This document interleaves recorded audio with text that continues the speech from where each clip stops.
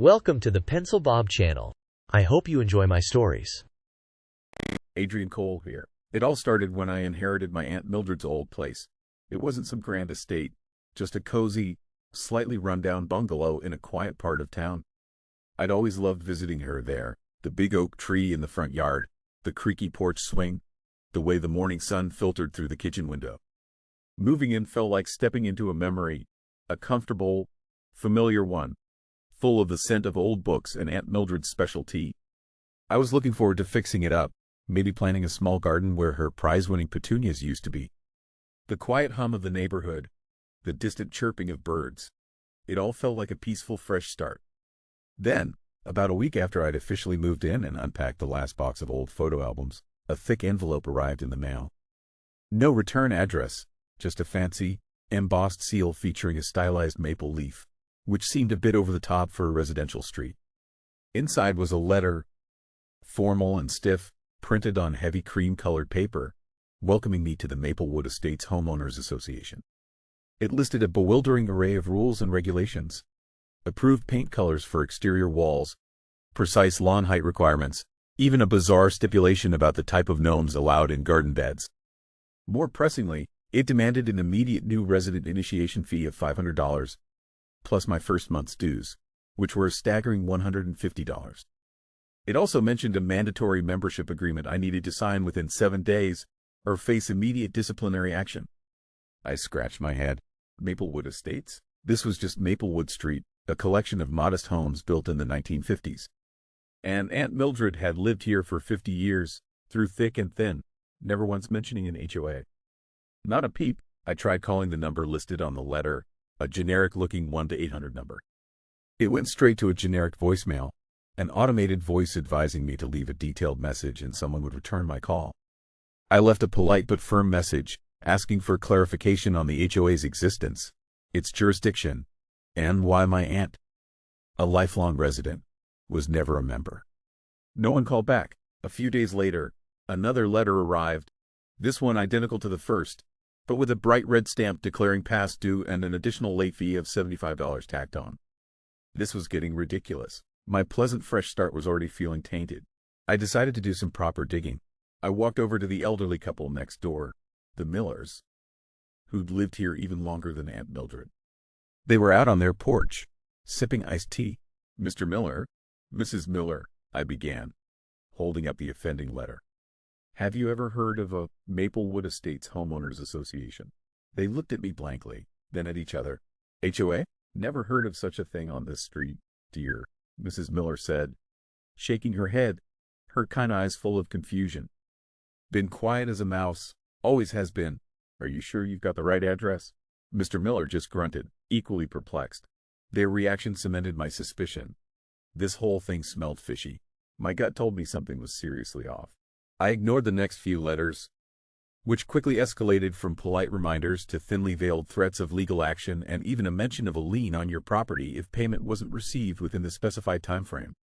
They started arriving almost daily, each one more aggressive than the last, the envelopes now emblazoned with a bold, red final notice. I even found one tucked under my windshield wiper one morning, despite my mailbox being perfectly functional. It felt like a deliberate act of intimidation. Then, one Tuesday morning, as I was out on the front lawn, meticulously watering Aunt Mildred's prize-winning roses, trying to bring them back to their former glory, a sleek black SUV with tinted windows pulled up to the curb. It was too new, too polished for this old street. The driver's side window hummed down, revealing a woman with a severe, precisely cut bob haircut and eyes that could cut glass. Her lips were a thin, unsmiling line. "Mr. Cole?" she asked, her voice like ice, each word enunciated with a chilling precision. "I'm Miriam Tate, president of the Maplewood Estates Homeowners Association. We need to discuss your outstanding obligations and your immediate failure to comply with our foundational bylaw." My stomach dropped. The peaceful morning, the sweet scent of roses, it all vanished. This was going to be a long, ugly fight. Miriam Tate's icy stare held me captive for a moment. "Mr. Cole, your continued defiance is not only costing you, but it's disrupting the harmony of our community," she declared, her voice rising slightly. "We have established protocols for a reason. You will sign the membership agreement and pay your dues by Friday, or we will initiate legal proceedings. We have already filed the preliminary paperwork. Legal proceedings? I scoffed, trying to keep my voice steady. For what? I haven't agreed to anything. And what HOA? Nobody on this street knows anything about a Maplewood Estates Homeowners Association. My aunt lived here for decades, and not once was she bothered by this. Miriam leaned forward, a condescending smirk playing on her lips. Your aunt, bless her heart, was an anomaly. We've been working diligently to bring all properties into compliance. As for nobody knowing, that's hardly our concern. We sent you all the necessary documentation that arrived out of nowhere, demanding money and threatening legal action. I retorted. Show me proof of this HOA's legitimate existence. Show me where it's registered. Show me the original bylaws. Show me a record of a single homeowner on this street ever being a member before me. She laughed, a short, sharp sound devoid of humor. Mr. Cole, we don't need to justify ourselves to you. The burden of proof is on you to demonstrate why you are exempt. Which you are not. Good day. With that, she rolled up her window, and the SUV sped away, leaving me standing alone amidst Aunt Mildred's roses, a knot of dread tightening in my stomach. I decided then and there I wasn't going to be bullied. I spent the next few days buried in research. I checked public records, contacted the city planning department, even reached out to a pro bono legal aid service. Nothing. There was no registered entity called the Maplewood Estates Homeowners Association anywhere in the county records. It was like they didn't exist, at least not officially. This discovery, instead of reassuring me, made me even more uneasy. Who were these people? And what was their game? The letters kept coming, now almost daily, each one more menacing than the last. They stopped being just about money. They started detailing alleged violations I was committing. My grass was too long. It wasn't. My porch light was too bright at night. Even a claim that my mail flag was not at the approved angle. It was absurd, petty, and clearly designed to provoke. Then, one evening, after a particularly aggressive letter arrived threatening to remedy the alleged violations themselves, I noticed something odd. The small, almost imperceptible scratch I'd always meant to buff out of my back door, near the lock, looked different, deeper, and there was a faint scuff mark on the door frame that hadn't been there before. My blood ran cold. Someone had tried to get in. I installed a new, heavy-duty deadbolt that weekend and set up a cheap motion-activated camera near the back entrance, just in case. I tried to dismiss it as paranoia, but a cold unease settled over me. Then, a few nights later, the camera notification went off on my phone. My heart hammered against my ribs as I watched the grainy footage. Two figures, shrouded in darkness, were fumbling with my back door, trying keys, then a pry bar. My breath caught in my throat. It was them, the HOA. My hands shook as I grabbed my phone, ready to call the police. But just as I was about to dial, the footage showed them giving up, one of them whispering something about another way in. The screen went black. They hadn't gotten in this time, but the threat was clear. They wouldn't stop, and they had a plan B. I had to assume they already had a plan B, and who knows what it was. My hands were still trembling as I replayed the grainy footage of the attempted break-in. Another way in, the shadowy figure had whispered. The words echoed in my head, a chilling promise. I didn't sleep a wink that night, pacing my living room, every creak of the old house sounding like an intruder. By dawn, I was exhausted but resolute. This wasn't just about absurd fines anymore. It was about my safety. My home. I wasn't going to wait for them to find another way in. I grabbed my phone and finally dialed the police. The dispatcher sounded bored at first. Property dispute, sir? Have you tried contacting your HOA? I explained, my voice tight with frustration, that this wasn't a dispute. It was a break-in attempt, and that the HOA itself seemed illegitimate. I described Miriam Tate, the threatening letters, the lack of official registration. To my surprise, the officer who arrived, a young woman named Officer Davies, listened intently. She took notes, examined the scuff marks on the back door, and reviewed the blurry security footage I'd captured. This is certainly unusual, Mr. Cole, she said, her brow furrowed. We'll open a file, but for now, without clear identification of the individuals, it's hard to do much more. I'd advise you to consult with a lawyer about a restraining order. A lawyer, that was my next step. The pro bono legal aid service I'd contacted earlier had given me the name of a local attorney, Mr. Harrison, who specialized in property law. When I explained the situation to him, he leaned back in his chair, a thoughtful expression on his face. "A phantom HOA, you say? With aggressive tactics and attempted forced entry? This smells like a scam, Mr. Cole." "A big one." He agreed to take my case, filing for an immediate restraining order against Miriam Tate and any individuals representing the Maplewood Estates Homeowners Association. He also initiated a formal lawsuit for harassment, attempted trespass, and emotional distress. The wheels of justice, slow as they might be, were finally beginning to turn. The lawsuit enraged Miriam Tate. The letters, which had momentarily slowed after Officer Davies' visit, now resumed with a vengeance, but this time they weren't just demanding money. They were filled with outlandish accusations. I was allegedly running an illegal business out of my home. I was a danger to the neighborhood's children. My property was a blight attracting rodents. It was defamation, pure and simple, and Mr. Harrison added it to the growing list of charges. Then, the true escalation began. One afternoon, I returned from running errands to find my front door ajar. My heart leapt into my throat. I cautiously pushed it open further. The living room was in disarray. Cushions were ripped, books were strewn across the floor, and the beautiful antique vase Aunt Mildred had cherished was shattered on the hearth. I ran through the house, my breath catching in my chest. The kitchen cabinets were open, food scattered, dishes broken. My bedroom was worse. My mattress had been slashed, clothes pulled from drawers and cut. It was senseless, vindictive destruction. They weren't trying to steal. They were trying to terrorize. I called the police again, my voice shaking with a fury I hadn't known I possessed. Officer Davies returned, her expression grim. "This goes beyond harassment, Mr. Cole. This is felony vandalism." She called in a forensic team.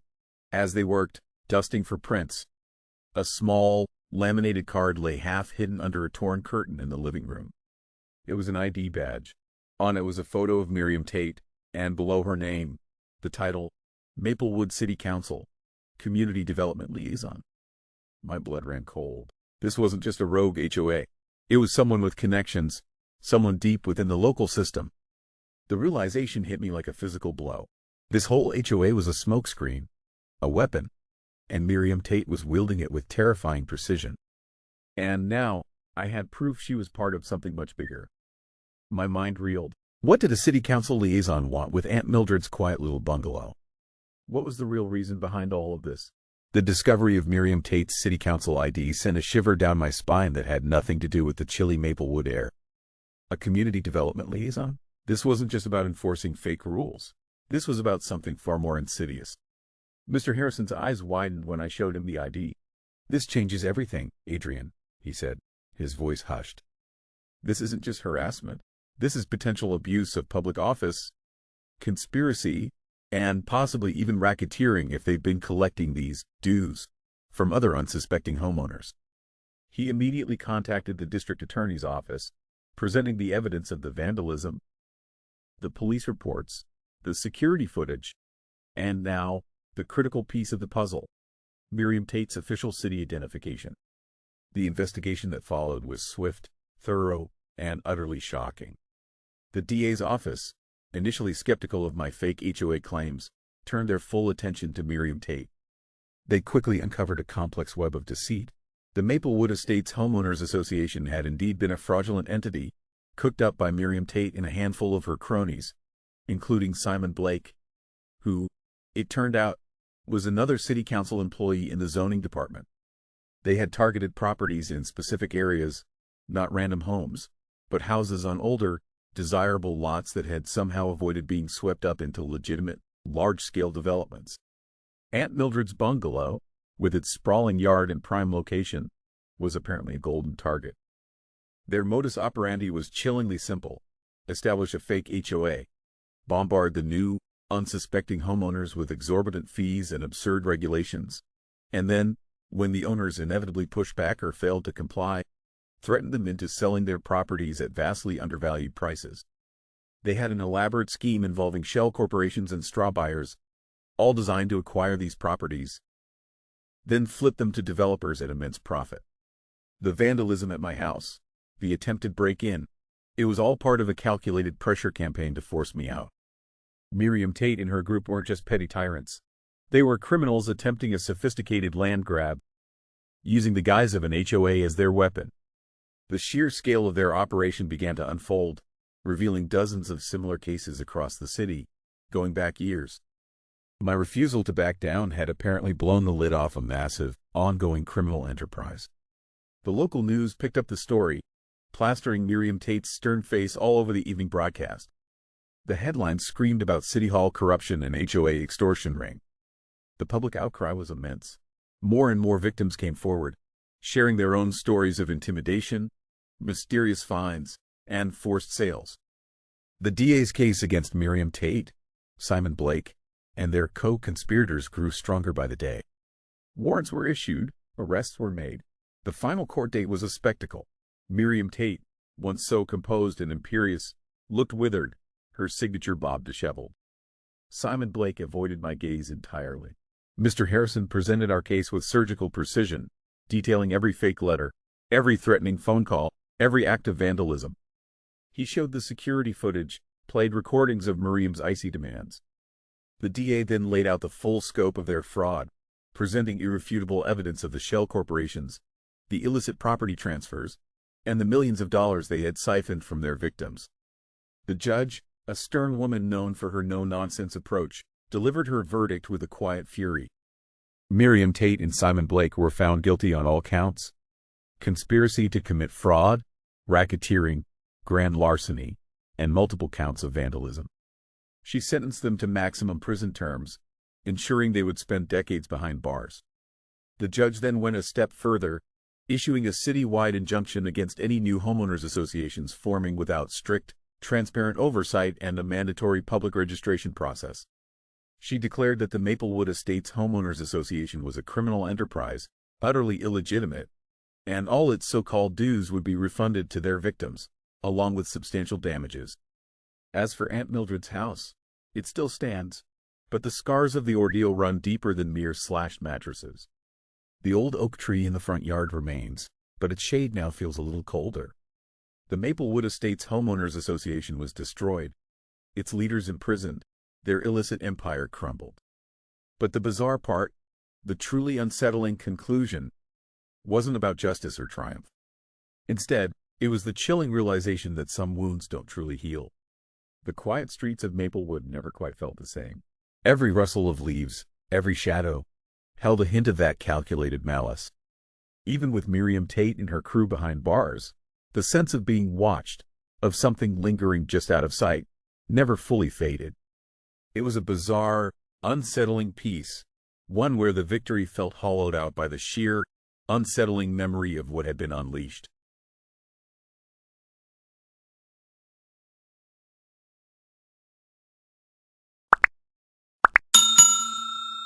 I would like to thank you for watching the video to the end.